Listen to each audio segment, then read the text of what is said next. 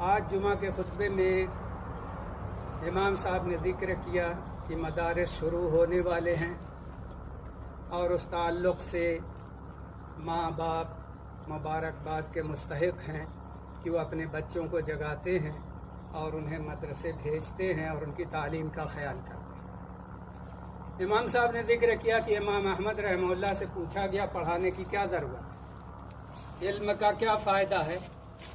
کہا علم کا فائدہ یہ ہے کہ آدمی جہالت کو دور کر دے اپنے آپ سے، کہ اس کے پاس جہالت اور لا علمی نہ رہے، کیونکہ جاہل خود اپنے آپ کو بھی نقصان پہنچاتا ہے اور دوسروں کو بھی نقصان پہنچاتا ہے۔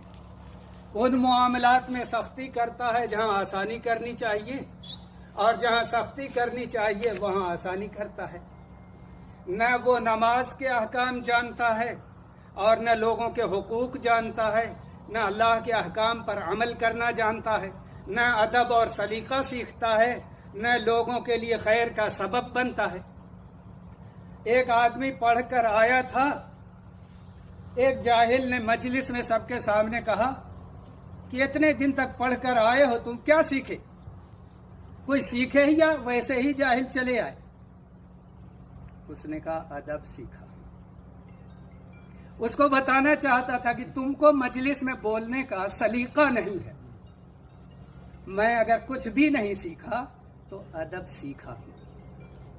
تو حقیقت یہ ہے کہ ایک طالب علم، ایک پڑھنے والا ادب، سلیقہ، تہذیب سیکھتا ہے، دین سیکھتا ہے، بڑوں کا احترام سیکھتا ہے۔